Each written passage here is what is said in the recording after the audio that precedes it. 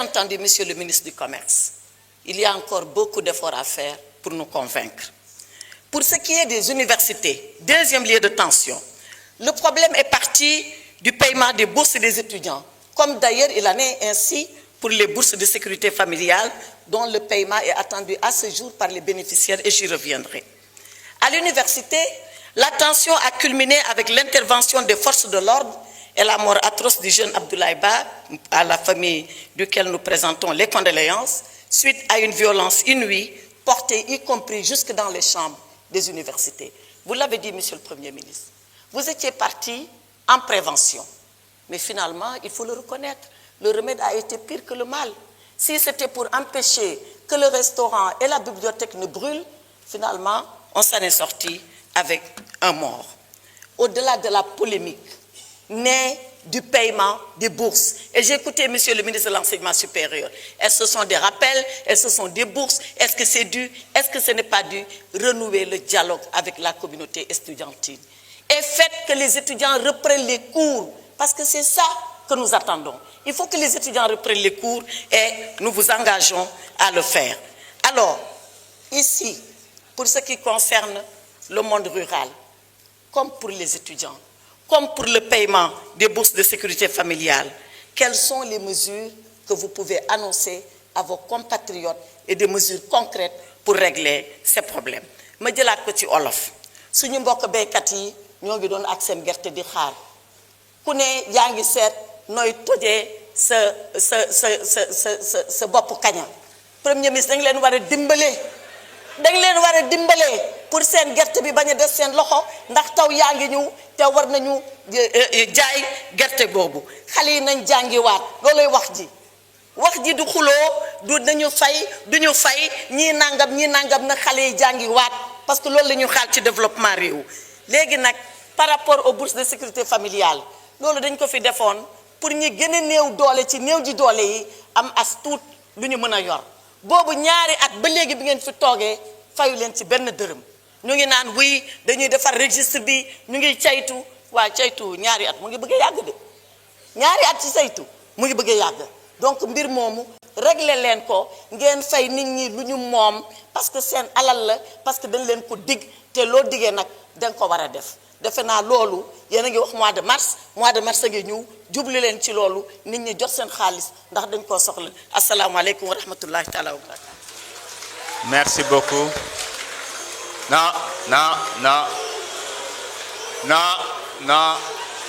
Non, s'il vous plaît. S'il vous plaît.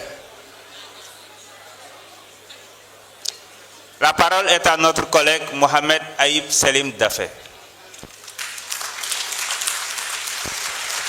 Dernier orateur.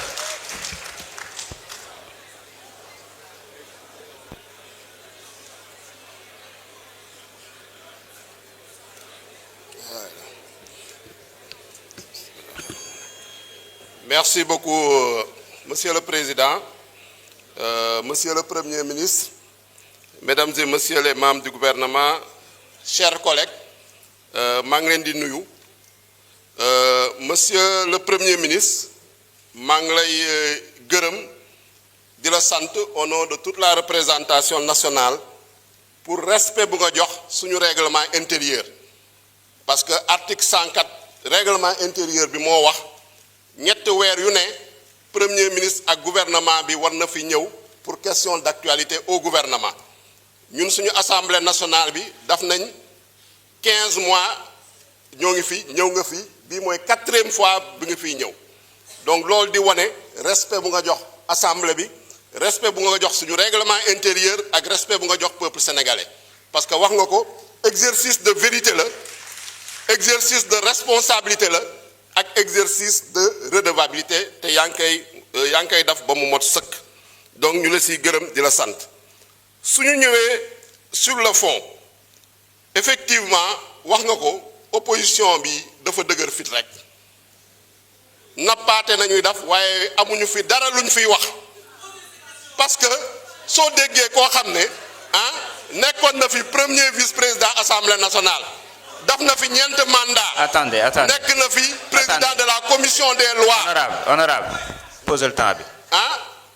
non déglu ma nu ko neex lay poser question bàyyi nit ñu liggéey. nga bàyyi arrêtez quand même.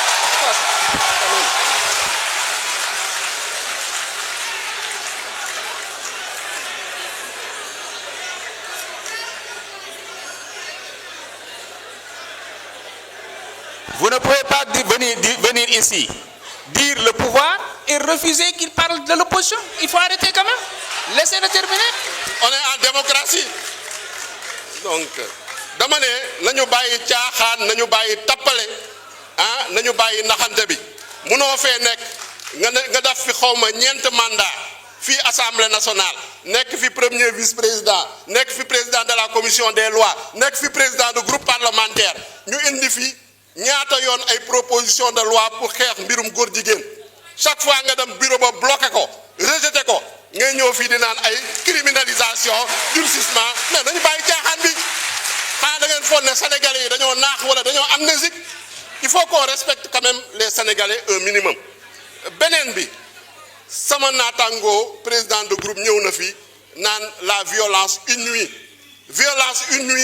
ba pare moom moo fi ñëwoon porter loi d'amnistie ba nga xam ne ci ay événements diggante 2021 ak 2024 rey nañ fi plus de 80 personnes blessé fi des milliers de personnes emprisonné des milliers de personnes ngay ñëw naan ay violence inouïe mais quand même il faut pas qu'on soit amnésique il faut qu'on respecte le Sénégalais il faut qu'on respecte la représentation nationale sénégalais yi fàtte wuñu monsieur le premier ministre lu ñu la bëgg a wax bu mu fi ñëwee daf nga déclaration faut pas excusez-moi.